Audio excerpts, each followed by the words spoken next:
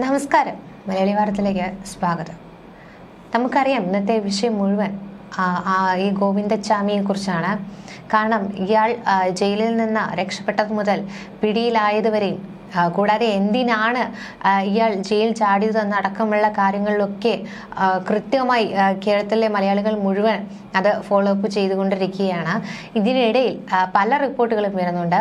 ഇപ്പോൾ ഏറ്റവും ഒടുവിലായിട്ട് ഈ ഗോവിന്ദച്ചാമി കിണറിനുള്ളിൽ കണ്ടെത്തിയ ആളെ ഭീഷണിപ്പെടുത്തിയ സംഭവം വരെ പുറത്തു വന്നിട്ടുണ്ട്. ഈ തളാപ്പിലെ നാഷണൽ സ്റ്റാറ്റിസ്റ്റിക്സ് ഓഫീസ് ജീവനക്കാരനായ ഉണ്ണികൃഷ്ണനെയാണ് ഇത്തരത്തിൽ പ്രതിഭീഷണിപ്പെടുത്തിയത്. കണ്ണൂർ സെൻട്രൽ ജയിലിൽ നിന്ന് ചാടിയ ഈ ഒരു ബലാത്സംഗ കൊലപാതക കേസിലെ പ്രതി ഗോവിന്ദച്ചാമി മണിക്കൂറുകൾക്ക് ശേഷമാണ് പിടിയിലായത്. അപ്പോൾ ഈ തളാപ്പിലെ നാട്ടുകാരുടെയൊക്കെ സഹായത്തോടെയാണ് പോലീസ് ഇയാളെ സാഹസികമായി പിടികൂടിയത്. ഈ മതിൽ ചാടിയ ഗോവിന്ദച്ചാമി ഈ തളാപ്പ് പരിസരത്തുണ്ടെന്നറിഞ്ഞ് ഈ പറയുന്ന ഉണ്ണികൃഷ്ണനും ഓഫീസിലും കിണറിലും ഒക്കെ തിരഞ്ഞു നടന്നിരുന്നു. പക്ഷെ ഇവിടെ ഒന്നും കണ്ടിരുന്നില്ല. കാരണം ഇയാൾ തീർച്ചയായിട്ടും ഈ ആളൊഴിഞ്ഞ സ്ഥലങ്ങളിലൊക്കെ വന്ന് ഒളിച്ചിരിക്കാൻ സാധ്യതയുണ്ടെന്ന് ആദ്യമേ തന്നെ മുന്നറിയിപ്പൊക്കെ ഉണ്ടായിരുന്നു. തുടർന്നാണ് ഇയാൾ തൊട്ടടുത്ത പറമ്പിലും പോലീസും നാട്ടുകാരും ഒക്കെ കാട് വെട്ടി തിരച്ചിൽ നടത്തുമ്പോൾ ഈ ഉണ്ണികൃഷ്ണൻ വീണ്ടും ഈ ഓഫീസിന്റെ പിറകിൽ പരിശോധന നടത്തുമ്പോൾ ഈ കിണറിൽ ഈ ഗോവിന്ദച്ചാമി കണ്ടെത്തിയത്. പിന്നീട് ബഹളം വെച്ചപ്പോൾ ഇയാളെ കൊന്നുകളയുമെന്ന് തമിഴ് കലർന്ന മലയാളത്തിലാണ് ഇയാൾ ഭീഷണിപ്പെടുത്തിയത്. അപ്പോൾ ഈ ബഹളം കേട്ട് തൊട്ടടുത്ത പറമ്പിൽ തിരച്ചിൽ നടത്തിയ പോലീസാണ് ഉടൻ തന്നെ ഇവിടേക്ക് എത്തി ഈ ഗോവിന്ദച്ചാമിയെ പുറത്തെടുത്തത്. ഈ ഗോവിന്ദച്ചാമി പുറത്തെടുക്കുമ്പോൾ കേരളം ഒന്നാകെ, അതായത് ഓരോ മനുഷ്യരും ഓരോ ചാനലുകളിൽ ഈ വാർത്ത കാണുമ്പോൾ തീർച്ചയായിട്ടും അത് ആ പോലീസുകാർ പിടിക്കുന്നത് പോലെ തന്നെ ഓരോ മലയാളികളും അയാളെ കയറി പിടിക്കുന്നത് പോലുള്ള ഒരു അനുഭവമായിരുന്നു. കാരണം ഓരോ മലയാളികളുടെ വികാരമായിരുന്നു അയാൾ രക്ഷപ്പെടരുത് എന്നുള്ളത്, അല്ലേ? തീർച്ചയായിട്ടും നമുക്കറിയാവുന്നതുപോലെ ആ പെൺകുട്ടി എത്ര ക്രൂരമായിട്ടാണ് ഗോവിന്ദച്ചാമി കൊലപ്പെടുത്തിയത് അതെല്ലാം നമുക്കറിയാവുന്നതാണ്. അപ്പോൾ ഒരു കാലത്ത് നമ്മൾ ഏറെ ചർച്ച ചെയ്ത നമ്മളെല്ലാവരെയും നടുക്കിയ ആ ഒരു വധക്കേസ്, അതുപോലെ തന്നെ ഇതിൻ്റെ ശിക്ഷാവിധി വന്നപ്പോൾ വധശിക്ഷ ആഗ്രഹിച്ചു. പക്ഷേ അത് ജീവപര്യന്തം എന്ന തരത്തിലേക്ക് പോയി. അപ്പോൾ തന്നെ എല്ലാവർക്കും ഒരു അമർഷം ഉണ്ടായിരുന്നു. അതായത് വധശിക്ഷയ്ക്ക് വിധിക്കപ്പെടേണ്ട ഒരു വ്യക്തിയാണ് ഗോവിന്ദച്ചാമി എന്ന കാര്യത്തിൽ സംശയമില്ല.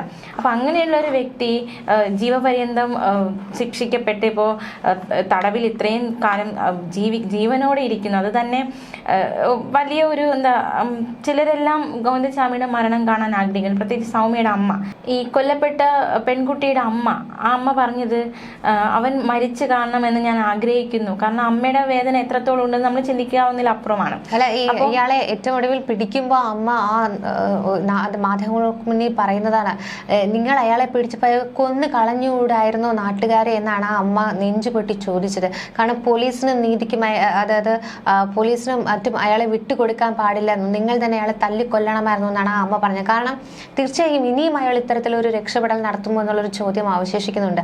ആ അമ്മ നെഞ്ചു കിടുങ്ങി വിറച്ചുകൊണ്ടാണ് പറഞ്ഞത്, എനിക്ക് കൈയും കാലും വിറയ്ക്കുന്നു, അവൻ തന്നെയും അല്ലെങ്കിൽ തന്നെ അപായപ്പെടുത്തുമോ. കാരണം അവൻ ആയുധമൊക്കെ ആയിട്ടാണ് ഇറങ്ങിയിരുന്നത്. ആ ഭാണ്ഡക്കെട്ടിനകത്ത് ആയുധങ്ങളായിരുന്നു. ഇത്തരത്തിൽ ഇയാൾ മറ്റൊരു കഥ പോലീസിനോട് പറഞ്ഞിട്ടുണ്ട്. അതായത് ഇയാൾ ഇറങ്ങിയത് ഇത്തരത്തിൽ ഗുരുവായൂരിൽ മോഷണം നടത്തി അന്യസംസ്ഥാനത്ത് രക്ഷപ്പെടാനായിരുന്നു എന്ന്. തീർച്ചയായിട്ടും അത് ഈ ഒരു അന്വേഷണത്തിൽ കേസ് വഴിതെറ്റിക്കുവാനായി ഇയാൾ മനഃപൂർവ്വം പറഞ്ഞ ഒരു കഥയാണോ എന്നൊരു സംശയമുണ്ട്. കാരണം അത്രത്തോളം നിഗൂഢ ജീവിതമാണ് ഇയാൾക്ക് ലൈംഗിക വൈകൃതങ്ങളുണ്ട് എന്നാണ് പറയപ്പെടുന്നത് തന്നെ, അല്ലേ? അതെ. കാരണം ഇയാൾ ഇടയ്ക്കിടെ സ്ത്രീകളെയും പുരുഷന്മാരെയും ലൈംഗികമായി ഉപയോഗിക്കണം, ഇയാൾക്ക് മദ്യം കഴിക്കണം, ഇറച്ചി കഴിക്കണം, നിങ്ങൾ ഇതൊക്കെ തനിക്ക് തരുമോ എന്നൊക്കെ ഈ പിടിയിലായ സമയം തൊട്ട് ഈ പോലീസുകാരോടൊക്കെ ഇയാൾ ചോദിച്ചതായിട്ട് ആ സമയത്ത് ഇയാളെ പിടിച്ച അഷ്റഫ് എന്ന് പറയുന്ന പോലീസുകാരൻ പറയുന്നുണ്ട്. കാരണം ഈ ജയിൽ ചാടുവാൻ പുറത്തു നിന്ന് സഹായം ലഭിക്കാൻ മാത്രം ബന്ധം ഇയാൾക്കുണ്ടോ എന്നൊന്നും അവർക്കറിയില്ല. പക്ഷേ ഇത് ഇയാൾക്ക് കടുത്ത ഒരു ലൈംഗിക ആസക്തി ഇയാൾക്കുണ്ട്. അത് കാരണം അയാൾക്ക് പുരുഷനെന്നോ സ്ത്രീയെന്നോ ഒന്നും അയാൾക്കതൊരു പ്രശ്നമല്ല. അയാൾക്ക് ആരോടെങ്കിലും അതൊന്ന് തീർക്കണം. അതിനു വേണ്ടിയിട്ട് അയാൾ ഇത്രയും വർഷങ്ങളായി അയാൾക്ക് അതിന് ആ ഒരു ഇത് അടക്കി വെച്ചുകൊണ്ടാണ് അയാൾ ആ ജയിലിൽ കഴിഞ്ഞിരുന്നത്. അതുകൊണ്ട് തന്നെ ഇയാൾ പുറത്തിറങ്ങിയാൽ വളരെയധികം ഒരു അപകടകാരിയാണ്. കാരണം അയാൾ ആരെയായിരിക്കും ആക്രമിക്കുക, അല്ലെങ്കിൽ ആരെയായിരിക്കും അതിനു വേണ്ടിയിട്ട് അയാൾ തിരഞ്ഞെടുക്കുക എന്നൊക്കെയുള്ളത് വളരെ വളരെ പ്രസക്തമായ ഒരു ചോദ്യം തന്നെയായിരുന്നു. തീർച്ചയായിട്ടും ഈ ജയിൽ അധികൃതർക്ക് സംഭവിച്ചത് അതിപ്പോൾ എത്ര ഇത് പിടിച്ചു വന്നത് ഒക്കെ ശരിയാണ്, എങ്കിൽ പോലും ഇത്രയും ഒരു ജീവപര്യന്തത്തിന് വിധിക്കപ്പെട്ട പ്രതി, അതായത് നാട്ടിലെ പെണ്ണുങ്ങളുടെ എല്ലാം പേടി സ്വപ്നം, ഒരു പെണ്ണിനെ അതിക്രൂരമായി പീഡിപ്പിച്ച് കൊലപ്പെടുത്തിയ പ്രതി, അങ്ങനെയുള്ളൊരു പ്രതിയാണ് ഇത്രയും സുരക്ഷയുള്ള ഒരു ജയിലിൽ നിന്ന്, അതായത് സെല്ലുണ്ട്, ഇരുമ്പ് സെല്ലാണ്, ഇത്രയും വലിയൊരു മതിലുണ്ട്, അത്രയും സുരക്ഷ ഉണ്ടായിട്ട് പോലും അവിടെ നിന്ന് ചാടി ഈ പ്രതി രക്ഷപ്പെടണമെങ്കിൽ എന്തുമാത്രം സുരക്ഷാ ക്രമീകരണങ്ങളാണ്, എന്ത് വീഴ്ചയാണ് ഈ ജയിൽ അധികൃതർക്ക് സംഭവിച്ചത് നമുക്ക് ചിന്തിക്കാവുന്നതേ ഉള്ളൂ അല്ലേ? അതെ, ഇയാള് മാസങ്ങൾ നീണ്ട ആസൂത്രണത്തിനൊടുവിലാണ് ഇത്തരത്തിൽ ജയിൽ ചാടിയത്. കാരണം ആ ജയിൽ ചാടാൻ പോലും ഇയാൾ വളരെ കൃത്യമായ ആസൂത്രണം നടത്തി അല്ലേ. ഈ അതായത് ഈ കമ്പിയൊക്കെ ഇയാൾ മുറിക്കുവാനായിട്ട് അവിടെ നിന്ന് തന്നെ ബ്ലേഡ് സംഘടിപ്പിക്കുന്നു, അത് വർക്ക്ഷോപ്പിൽ നിന്ന് ബ്ലേഡ് മറ്റൊരാളെ കൊണ്ട് എടുപ്പിക്കുന്നു, തുടർന്ന് കമ്പി ചെറുതായിട്ടൊക്കെ കട്ട് ചെയ്യുന്നു, എന്നിട്ട് ഈ ഒരു കമ്പി തുരുമ്പ് എടുക്കുവാനായിട്ട് ഉപ്പാണ് അയാൾ അവിടെ തേക്കുന്നത്. അപ്പോൾ അത്രത്തോളം, അത് മാത്രമല്ല ഈ കമ്പി കട്ട് ചെയ്ത ആ കമ്പികൾക്കിടയിലൂടെ പുറത്തേക്ക് ഇറങ്ങുവാനായി ശരീരം അപ്പാടെ 15ഓളം കിലോ അയാൾ കുറയ്ക്കുകയാണ് അല്ലെ. അപ്പൊ ഇതൊക്കെ നമ്മൾ വിശ്വസിക്കാൻ പറ്റാത്ത കാര്യങ്ങളാണ്. കാരണം ഒരു പ്രതി ജയിലിന്റെ അകത്തിരുന്ന് ഇത്രയും ആസൂത്രണം ചെയ്ത് പെട്ടെന്നൊരു ദിവസം പുറത്തേക്ക് ചാടുന്നു എന്നത് വേണമെങ്കിൽ വിശ്വസിക്കാം, പക്ഷെ അത് വിശ്വസനീയമല്ല എന്നതും ഏറ്റവും ശ്രദ്ധേയമാണ്. കാരണം ഒരു പകുതി മാത്രം വിശ്വസിക്കാം പ്രതി ഇത്രയൊക്കെ പ്ലാൻ ചെയ്തു ചാടി എന്നത്. ഇനി ആരെങ്കിലും സഹായം കിട്ടിയിട്ടുണ്ടോ ജയിൽ ചാടാൻ എന്നത് ഒരു ചോദ്യം തന്നെയാണ്. അതിനെക്കുറിച്ചുള്ള കാര്യങ്ങൾ പുറത്തു വരുന്നെങ്കിൽ വരട്ടെ. അതായത് ഈ ഒരു ജയിലിൽ കൃത്യമായ മെനുവും അളവും അനുസരിച്ചൊക്കെയാണ് തടവുകാർക്ക് ഭക്ഷണം നൽകുന്നത്. ഈ ഒരു തടവുകാർ ഭക്ഷണം കഴിക്കുന്നത് അല്ലെങ്കിൽ കഴിക്കാതിരിക്കുകയോ ഈ കഴിക്കുന്നതിൽ കുറവ് വരുത്തുകയോ ഒക്കെ ചെയ്തു കഴിഞ്ഞാൽ, അല്ലെങ്കിൽ ഏതെങ്കിലും വിഭവങ്ങൾ ഒഴിവാക്കുകയോ മറ്റോ ചെയ്തു കഴിഞ്ഞാൽ ഈ ജയിൽ വാർഡന്മാർ ഉൾപ്പെടെയുള്ളവരുടെ ശ്രദ്ധയിൽ ഇത് പെടും. പക്ഷേ ഈ ഗോവിന്ദച്ചാമിയുടെ കാര്യത്തിൽ അത് ഉണ്ടായിട്ടില്ല. കാരണം ഒരു ഡോക്ടറിന്റെ കുറിപ്പടി, അതായത് താൻ ചപ്പാത്തി മാത്രമേ കഴിക്കത്തുള്ളൂ എന്ന രീതിക്ക് ഡോക്ടറുടെ കുറിപ്പടി ഇയാൾ കൈക്കലാക്കുന്നു. അതിനുശേഷം ചോറ് ഒഴിവാക്കി ആഴ്ചകളോളം ചപ്പാത്തി കഴിക്കുന്നു. അതിനുശേഷം ഭയങ്കരമായിട്ട് ഇയാളുടെ ശരീരവണ്ണം കുറയ്ക്കുകയാണ്. അതായത് 2 കമ്പികൾ മുറിച്ചു മാറ്റി ആ വിടവിലൂടെയാണ് ഇയാൾ പുറത്തേക്ക് കടക്കാൻ വേണ്ടി ശ്രമിച്ചതെന്നാണ് പറയപ്പെടുന്നത്. കൂടാതെ ഈ ഒരു വൈദ്യുതി ഫെൻസിങ് ഈ ജയിലിൽ പോകുന്നുണ്ട്. ആ സമയത്ത് ഇയാൾ ഈ തുണി ഇട്ടുകൊണ്ട് പുറത്തേക്ക് ഇറങ്ങുമ്പോൾ ഈ വൈദ്യുതി ഫെൻസിംഗിൽ നിന്ന് ഈ ഇലക്ട്രിക് പ്രൊഡ്യൂസ് ചെയ്തിരുന്നില്ല എന്നൊരു റിപ്പോർട്ടും പുറത്തു വരുന്നുണ്ട്. അപ്പോൾ എന്തായാലും പ്രതിയെ പിടിക്കാനായല്ലോ, തന്നെ വലിയൊരു ആശങ്ക. നമ്മൾ ഈ രാവിലെ ഈ വാർത്ത കേട്ടപ്പോൾ തന്നെ പലർക്കും ഒരു ആശങ്കയായിരുന്നു, ഇയാൾ ഇനി എവിടേക്ക് വരും, ആരെങ്കിലും ഉപദ്രവിക്കുമോ, ഇനി ഇയാളെ പിടികൂടാൻ സാധിച്ചില്ല എങ്കിൽ അയാൾ ആരെങ്കിലും ഉപദ്രവിച്ചു, അല്ലെങ്കിൽ അയാൾ ആരെങ്കിലും കൊലപ്പെടുത്തി, അയാൾ ആരെങ്കിലും പീഡിപ്പിച്ചു എന്ന ഒരു സംഭവം നടന്നതിന് ശേഷം മാത്രമേ നമ്മൾ അറിയുകയുള്ളൂ. അങ്ങനെ ഒരുപാട് ആശങ്കയുണ്ടായിരുന്നു. പക്ഷെ ആശങ്കയ്ക്കൊക്കെ വിരാമം ഇട്ട് മണിക്കൂറുകൾക്കകം തന്നെ പിടികൂടാൻ സാധിച്ചു എന്നത് ഏറ്റവും തീർച്ചയായിട്ടും ഈ ഗോവിന്ദച്ചാമിക്ക് ഏറ്റവും കൂടുതൽ വൈരാഗ്യം തോന്നണമെങ്കിൽ അത് ആർക്കായിരിക്കും? നമുക്ക് നിസ്സംശയം പറയാൻ കഴിയും, ആ പെൺകുട്ടിയുടെ അമ്മയോടായിരിക്കും. കാരണം ആ അമ്മ ഒരുപാട് കഷ്ടപ്പെട്ടുകൊണ്ടാണ് ഇയാൾ ഇത്തരത്തിൽ തന്നെ ഈ ജയിലിൽ ഇട്ട് കിടക്കുന്നതെന്ന് വേണമെങ്കിൽ നമുക്ക് പറയാൻ കഴിയും.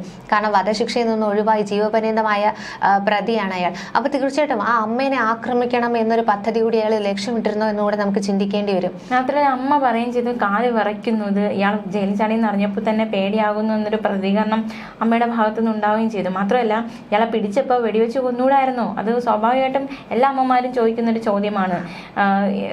തീർച്ചയായിട്ടും എന്തിനിങ്ങനെ പോറ്റുന്നു, അല്ലെങ്കിൽ നമ്മളിപ്പോൾ കോടതി വിധിയാണ്, ജീവപര്യന്തമൊക്കെ സുപ്രീം കോടതിയുടെ വിധിയാണ്, അപ്പോൾ നമ്മൾ അതിനെ ചോദ്യം ചെയ്യാനോ ഒന്നും പറയാൻ നിൽക്കുന്നില്ല. പക്ഷേ തീർച്ചയായിട്ടും ആ മരിച്ച പെൺകുട്ടിക്ക് ഒരു നീതി കിട്ടണമെങ്കിൽ ഗോവിന്ദച്ചാമി എന്ന പ്രതി, അത് അയാൾ അത്രയും ക്രൂരത കാണിച്ചൊരു പ്രതിയാണ്. നമുക്കറിയാവുന്ന പോലെ ആ കുട്ടിയെ ട്രെയിനിൽ ഒറ്റയ്ക്കാകുന്നു, ആ ട്രെയിനിൽ നിന്നും ബാഗ് തട്ടിയെടുക്കാൻ ശ്രമിക്കുന്നു, ആ പെൺകുട്ടി അതിനെ പ്രതിരോധിക്കുന്നു. അപ്പോൾ ഓടിക്കൊണ്ടിരുന്ന ട്രെയിനിൽ നിന്ന് ആ പെൺകുട്ടിയെ ചവിട്ടി താഴെ ഇടുന്നു. അപ്പോൾ ആ കുട്ടിക്ക് മുറിവ് സംഭവിക്കുന്നു. മുറിവ് രക്തം ഒലിച്ച് കിടക്കുന്ന പെൺകുട്ടിയാണ്. ഇയാൾ പിന്നാലെ ചാടിയിട്ട് ആ കുട്ടി അത്രയും വേദന കൊണ്ട് പുളയുകയായിരിക്കും. അതിനെ വലിച്ചഴിച്ച് മറ്റൊരു ട്രാക്കിലേക്ക് കൊണ്ടുപോയിട്ട് അവിടെ ഇട്ടാണ് ഇത്രയും ക്രൂരമായിട്ട് പീഡിപ്പിച്ചത്. അതിനുശേഷം അയാൾ നിർത്തിയില്ല.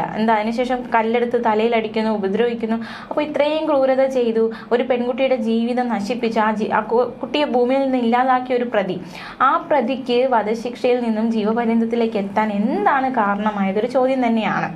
അപ്പോൾ ഗോവിന്ദച്ചാമിമാരെയൊക്കെ ഇങ്ങനെ തിന്നുകൊടുത്ത് വളർത്തണോ, തീറ്റി കൊടുത്ത് വളർത്തണോ എന്ന ചോദ്യമൊക്കെ പണ്ടേ ആളുകൾ ഉന്നയിക്കുന്നതാണ്. ഇയാൾക്ക് ലെവലേഷൻ പോലും ഒരു പശ്ചാത്താപം ഇപ്പോഴും ഉണ്ടായിട്ടില്ല ആ പെൺകുട്ടി അത്ര ക്രൂരമായി കൊലപ്പെടുത്തിയ കേസിൽ. കാരണം ഇയാള് മലമൂത്ര വിസർജനം പോലും ആ ഒരു സെല്ലിനുള്ളിലാണ് നടത്തിയത്. കാരണം പോലീസുകാർക്കൊക്കെ അത്രയ്ക്ക് തലവേദനയാണ് ഇയാൾ സൃഷ്ടിച്ചിട്ടുള്ളത്.